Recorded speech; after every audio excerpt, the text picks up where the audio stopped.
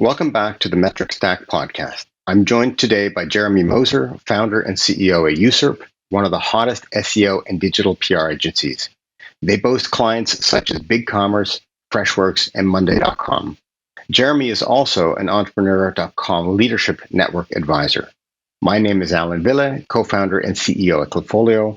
Lauren Thibodeau, my co-host, is away this week. Jeremy, thank you so much for joining us today. Yeah, thank you for having me. Excited to chat about some of this. Super, sounds good. So for everybody listening today, we're talking about sales closing ratio. So Jeremy, maybe we can start with sort of the context. Who is this metric for? When should we be thinking about sales closing ratio? Yeah, it's a good question. So from an agency perspective, really what we see on our end, both sales and marketing teams should be really heavily involved in this metric overall. It really gives you a good idea of, obviously, first and foremost, how sales teams are performing, but it can also give you deep insights into the marketing side of things and how sales qualified leads are coming in. Are they actually sales qualified? What the quality of them are? It gives you an idea of, what is your current sales cycle? So you really need to be in tune with both marketing and sales teams. And then obviously anyone from the executive team that needs to be involved, in further growth of the business should definitely be considerate of a sales closing ratio because it can give you those key insights from an executive decision-making standpoint, whether you need to make some changes in strategy and personnel or how you need to shift some things in your business overall.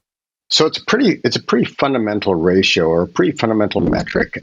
Let's define it a little bit more because I know that people can track this from the first lead that comes in the door. I mean, they could even track it if you go up the funnel, from website visitors to one business, right? So at what point does this ratio actually start making sense, right? Are you looking at leads, MQLs, SQLs, opportunities, prospects? Where do you start looking at that ratio specifically to the one customers you're getting? Yeah, absolutely. It can definitely be complex, as you mentioned, like depending on your sales cycle length, how long you typically engage with a prospect in your funnel, all these kind of different metrics will play into this. And I think, what we've found to be the best in terms of standardizing it is really basing it off of how many proposals you've sent. So this is from like an agency service perspective. If you're talking about something more along the lines of like SaaS and enterprise sales, it could be maybe how many demos you've booked or anything along those lines.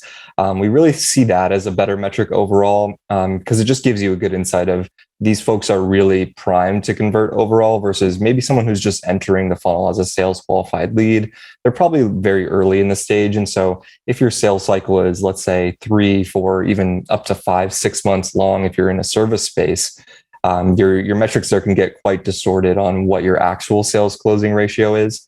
So we prefer to use the metric, as mentioned, when you're in the stage of, okay, this month we sent out 20 proposals. We expect those to convert at a certain percentage. And so that's where we see the metric being most useful, at least from an agency perspective. So it probably the onus is up to every company that's going to measure this to clearly define at what point in that sales funnel you actually say, okay, this is the point at which we're going to say we're going to measure the ratio between the proposals or the opportunities or whatever that definition is and the one customers. And I mean, I think if you look at other metrics like, leads to win ratio, that's totally legit. SQL to one ratio, that's totally legit.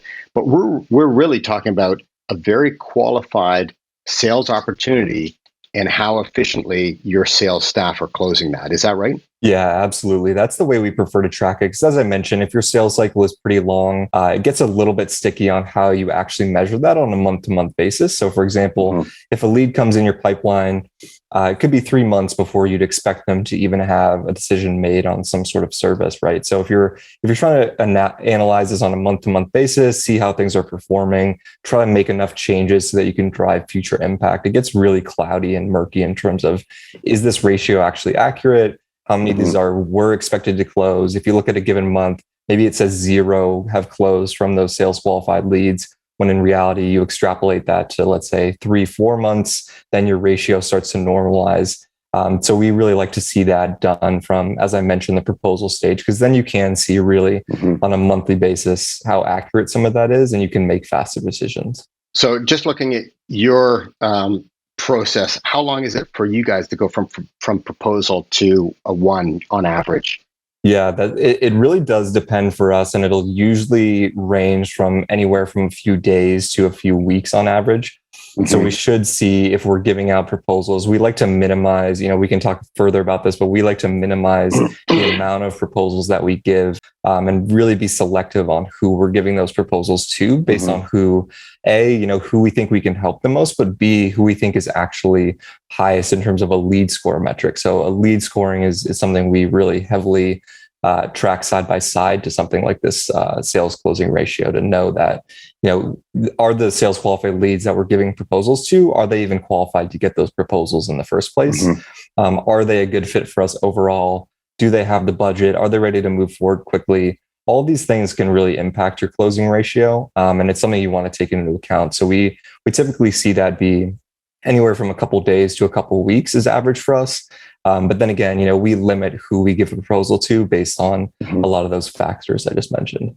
Yeah, no, that's really helpful. And I mean, the idea of what the timing is helpful, because otherwise, if there's too much time that passes, the correlation between, well, what happened and, are we still doing the right strategy, starts becoming a little bit more weak. Now, I love the idea that you're also looking at correlated metrics like the lead score. So you can evaluate, well, we had a drop in the sales close ratio. Well, was that because we had a different level of engagement score or lead quality score? Or did we have a different marketing campaign that was bringing in the wrong type of traffic? So I think all of those things are really important.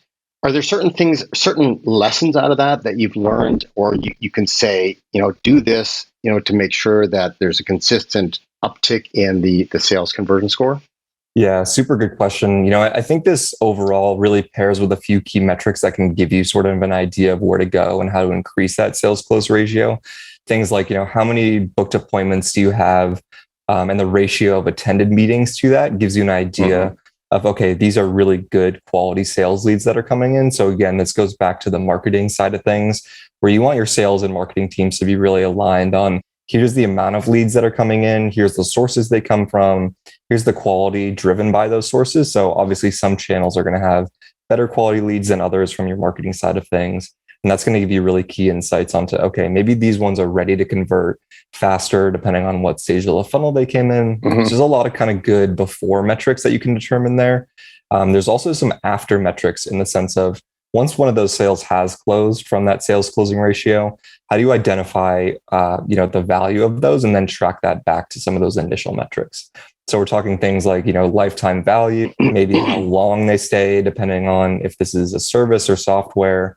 Those metrics are really key to understand. Okay, even if you got a high sales closing ratio, how long are these leads staying with you overall? What's their lifetime value? That can give you some really key insights to determine, okay, these leads maybe weren't even primed to convert in the first place if they're churning very highly. So I recommend taking it on like a case by case basis and really seeing, you need a good amount of leads in the pipeline to make sure that any changes you're making are statistically significant. Obviously, you don't want to base too much of any hunches on just a couple leads here and there. You really want to try to hone in on and identify and say, okay, we had 200 leads this month, X amount closed. This next month, let's try to change up. Maybe it's the proposal or the way we present it, the deck that we use, the messaging, really, trying to identify what is the difference there, what's the differential and the key component that's making you close either at a higher or lower rate. Jeremy, there's some amazing insights there. So let me just pause and sort of take some of those out, because I think a lot of people very naturally look at the funnel and look at those leading indicators or those metrics that come ahead of the metric that you're tracking. So if you're tracking this close ratio right now, yeah, obviously you're looking at how many leads got into the funnel, how many turned into, marketing qualified, what was the quality of those. But very few people actually then take it further and then analyze, well, what happened to those leads or those closed won deals after the fact? And I think that's really, really important. I think oftentimes that's where there's probably even more learning, because you may be having a great close ratio, but you're right. What if those customers are only sticking around for 6 months? Maybe if that's half of what they used to be, who cares about what your ratio is? You're not getting the revenue that you should have been expecting. So I think looking at those cohorts and really understanding, well, what actually happened down the road, 6 months or 12 months down the road, is actually really important. How else do you usually look at segmenting the data? And I think you mentioned a few things like different channels, but how else do you segment this or compare it across the metric? Yeah, absolutely. So we like to look at it in a few different ways. We tend to separate it depending on how big your sales team is. You can look at the division of, let's say you had 100 leads come in this month and maybe you have 2 sales reps on your team. You can kind of look at a division there based on obviously the sales rep themselves to see what kind of strategies they're using with those given leads. What's their individual messaging or way that they communicate the value of what you're offering to a given lead in that month. It's a good key way to segment, obviously, the performance of a good salesperson. But again, you should obviously take that into account with how many leads are coming in the door per month so that you have some sort of statistical significance there. So you're not making kind of rash decisions on like this month, this salesperson didn't close as much, so we got to get rid of them, is usually not the key factor at play. And it's usually coming down to what channels are these leads coming from? Were they even ready for kind of that proposal stage in the first place? So we like to look at kind of those as two. Yeah, and I've seen that pitfall so many times where you try to evaluate your sales reps evenly, right? But at the end of the day, this sales rep is getting leads from this geography, right? This sales rep is getting it from that geography, and those geographies may be very different in the way they work through the funnel. So you're absolutely right. Like, make sure you're evaluating them, but understand the context behind it. Completely. Yeah, absolutely. So are there any benchmarks that you can think of when looking at this? I know that everybody always asks about benchmarks, and I think we do have to treat this with a grain of salt because everybody's close ratio is probably very likely different from another company's. But are there any sort of guiding principles you can give us that point people in the right direction? Yeah, totally. Especially in the agency space, a lot of it will be super varied depending on what kind of service you're selling. Like, is this a long-term commitment thing where, let's say, a client of yours, an ideal client, has to be on for 6, 12 months as a minimum commitment? Is this a month-to-month or a one-off project? Those are all going to kind of affect your closing ratios overall. So obviously, as you go on the higher end of pricing, as you go on the higher end of commitment levels, your closing ratios are going to dip there, but there always is kind of that baseline that you want to obtain there. We usually find that to be somewhere around like the 25% mark, depending on obviously some of these factors there. And you start to get a little bit of an insight too, if you're going way above that close ratio, if you're closing too many, you're probably undercharging for some of your service. So you get some really key insights there. And then if you're, seeing those close rates really dip below what you maintain as kind of a consistent average over time, that again, too, gives you insights on, okay, what did we potentially change in marketing that drove less of these qualified leads, or maybe it drove the same amount of leads that month, but they were just less qualified overall. So maybe they shouldn't have even made it that far in the funnel. So there's some really good key insights you can get from that. And as you mentioned, the closing ratio can vary so heavily dependent on if this is like a pretty entry level software or are we selling super high ticket services. But we generally like to see, somewhere around that 20 to 25% mark on average. And we, ideally that's a little bit higher. It could be a little bit lower though, depending on kind of that traditional sales cycle or kind of the ask that you're giving those folks. Yeah, and I think that's good advice to all companies that are tracking any of their metrics as well. Make sure that there is an understanding of what the industry benchmark is, but more specifically, understand what your historical trends are, right? And key against those to understand, are you over or underperforming? Is there different segmentation or learning inside of that data? So that all makes perfect sense. So you're tracking your metrics. You've got a sort of a historical understanding. What's happening right now in the market? Are you seeing, like with the economic uncertainty, are you seeing that those numbers are shifting or softening? Are people looking at this differently, or are there any insights that you can say there's an opportunity here or opportunity here to shift how your salespeople are looking at this ratio? Yeah, totally. It's a really prevalent thing right now to take into account with your sales closing ratio is that sales cycles right now, at least what we're seeing on the agency side of things, the sales cycle is becoming a lot longer than it used to be. And so again, this goes back to the initial way that you're tracking these metrics, right? So if you're looking at a sales qualified lead coming in the door, and you're taking that as kind of the baseline, and then also taking closed leads, then you're going to really see that ratio drop significantly because, as I mentioned, the sales cycles are shifting from maybe folks came in the door, they made a decision within a month, 2 months. Maybe now it's getting pushed out to 3, 4, 5, 6 months on average. Well, I mean, I think we've got, on top of that, we've got summer, the economic uncertainty, but 100%, right? All of these things that you think are norms, again, context changes and you have to adjust with that as well. Completely. Yeah. And you also tend to see a lot of this too, like later in the year, if you're pushing around like the holidays, obviously, folks are out, getting meetings booked is much more difficult. Folks are not really ready to make a decision yet for the next year. No one's really thinking about this type of stuff. And as you mentioned too, summer is a big play. A lot of folks are out of office, taking vacation.